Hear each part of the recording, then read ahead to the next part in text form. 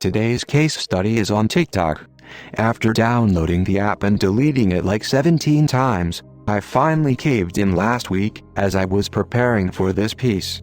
Soon enough, it was 2 in the morning, and I haven't written a single word of the first draft I set out to do, all in the name of research. TikTok's history is complicated. It started off as 3 separate apps. Musical.ly, a Chinese-based startup targeting the US teen market. Douyin, an app by the Chinese company ByteDance, best known for building Taoxiao, an app that leveraged AI for hyper-personalized news targeting the Chinese market. TikTok, the global version of Douyin that would later acquire Musical.ly.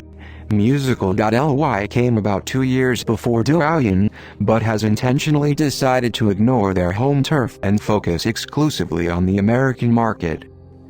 Alex Zhu, founder and co-CEO back then, saw the competitive and arguably more evolved consumer social space in China as an investment and operation-heavy undertaking.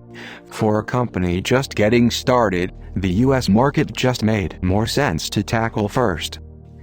That was in 2014. Fast forward 2 years, in 2016, ByteDance would take the signal from Musical.ly enormous success abroad, hitting the #1 app in the App Store, and launch a competitor for the Chinese market named Douyin in just 60 days. Douyin would take the Chinese market by a storm and grow to over 100 million users in a year. No one, not even Musical.ly, the OG creators themselves, could compete in the Chinese then. A year later, in 2017, Musical.ly would settle for *a billion-dollar acquisition, and the world would never be the same again. History lesson: Musical.ly was founded by Alex Zhu, an ex-SAP employee who split his time between Shanghai and San Francisco during his 4-year tenure. During that time, he spent his days researching the future trends in education and learning. His job was writing thought pieces and creating presentations for the senior leadership to help them develop product roadmaps that looked 5 to 10 years down the line. His job title was a futurist. Alex Zhu, FUTURing, at SAP naturally, after almost spending half a decade thinking about the future of education. When Alex decided to leave and venture on his own, he created an educational app, a Coursera meets Twitter kind of app.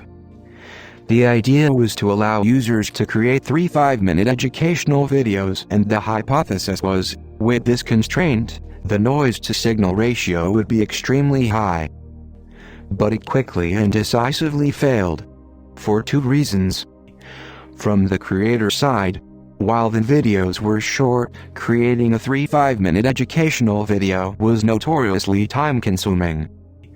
From the consumer side, education is inherently against human nature. People need an intrinsic and/or an extrinsic motivation to pursue the learning journey. Ultimately, people didn't care enough to spend 300 to 500 minutes of their life learning about 100 different random topics that they were just not that into. The genesis of Musical.ly's idea came to Alex after observing some teenagers on the train in San Francisco. From his vantage point of view, teenagers only did 2 things: either listen to music or scroll through their social media. By putting 1 and 2 together, Musical.ly was born. Alex already had all the creation tools and infrastructure in place from his previous educational app. In a month's time, Musical.ly was launched. Musical.ly took all the best pieces of the educational app, creating and editing videos natively on mobile, and stripped away all the things that did not work, turning the process of creating videos from extremely hard, having to think a 3 5-minute educational course, to extremely easy, just adding music to videos from the camera roll. Deep dive: content liquidity. The problem with user-generated content platforms is that only a single-digit % of users ever create content, and for a young entertainment-driven platform like Musical.ly needed a significant portion of the users to contribute to keep users engaged for hours. Musical.ly pulled this off by making it easy to create content, whenever and wherever you were. When you log into the app at 9 p.m. PJs, you could still be producing videos if you want to, because all the raw ingredients live right there in the app: inspiration, music, edits and filters. Unlike other social media platforms, there were no externalities that dictated when it was socially acceptable to create content for Musical.ly. The 15-30-second video format genius is that it allowed users to churn out a lot of content, and made the entry point to being a content contributor ridiculously low. Not that it catered to the short attention span of users, as many would argue.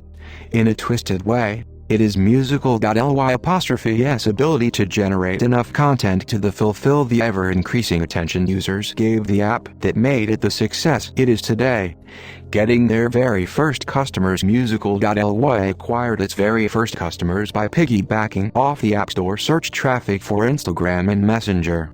Instead of naming the app Musical.ly on the App Store, they named it an app for creating short-form videos for Instagram, Messenger, and more.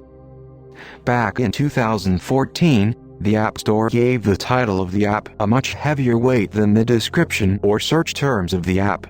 So when someone typed in Instagram or Messenger, Musical.ly was right there in the very top results. This nice little hack doesn't work anymore, but it was how Musical.ly managed to get a few hundred downloads every day in the very early days, by having a tiny fraction of the people that searched for Instagram or Messenger download their app, just out of curiosity or confusion, who knows. Maintaining the early users getting customers is one thing, but maintaining them is a whole other story, especially for Musical.ly, where users came with zero expectations. Similar to Instagram, Musical.ly focused primarily on utility. They served as a tool to add music to videos from your camera roll that you can later post to other social media platforms. 1. Ignoring influencers. But with a few hundred users flowing in every day, building a community played a big role in the success of the company. Instead of trying to put their resources into the uphill battle of convincing influencers to join their platform, Alex and the team focused on the everyday consumer by creating what he would dub the Musical.ly dream.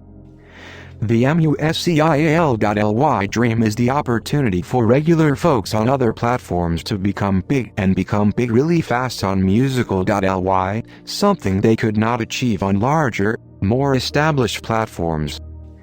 The idea was to focus solely on the middle-class citizen of other platforms, make them big on his, and they would ultimately serve as an inspiration for others. If she did it, became famous on Musical.ly, then so can I. Every new user on Musical.ly/TIKTOK. The faster newbies grew, the more motivated they were to continue to produce content on Musical.ly, and the more people flocked to the app in an attempt to fulfill their lifelong dream of being internet famous. Deep dive. Wealth distribution. Looking at TikTok today, this strategy seems obvious, feasible and genius. The problem is, in the very early days, when you only have a few thousand users, how do you get people big fast? There just isn't enough traffic to go to everyone. The way Alex engineered this opportunity as a value proposition was by intentionally creating a massive wealth traffic inequality. A handful of users would get the rich quick in the then hand-selected Discover feature, and everyone else would just be extremely poor. This could only sustain for a few months, normal poor users continuing to produce content under the guise or hope that they will get rich one day.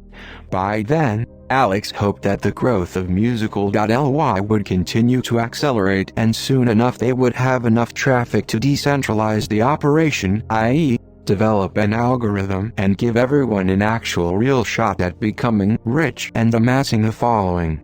2. Creating with your users.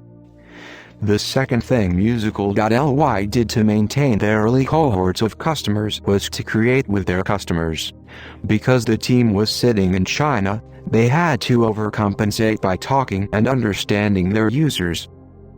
Fake accounts. For starters, for the first 6 months of the app's life, Alex would create dozens and dozens of fake accounts to interact with users on the platform. He would comment and share feedback on users' videos, trying to understand how and why people use his app. It has even been reported that he would allegedly call up some of the most engaged users and invite them and their parents to free dinners in an attempt to understand the mysterious teen American mindset. Soliciting feedback. Beyond just creating fake users, the first Musical.ly app had a button that says, "My ideas, not feedback or support." There is something about using first person that made users more prone to clicking it. When users opened it, it asked them to list 3 things they love about the app and 3 things they hate. This was the entire product roadmap. Fix things people hate, improve the things people love. Designing with users. The last thing they did was to adapt the participatory design principles as a gospel within the company.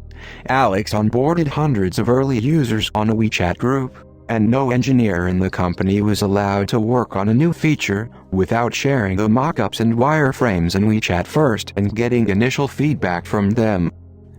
Musical.ly or TikTok on the surface may look like a serendipitous, magic in a bottle product, but rest assured, this magic was not stumbled upon, it was engineered.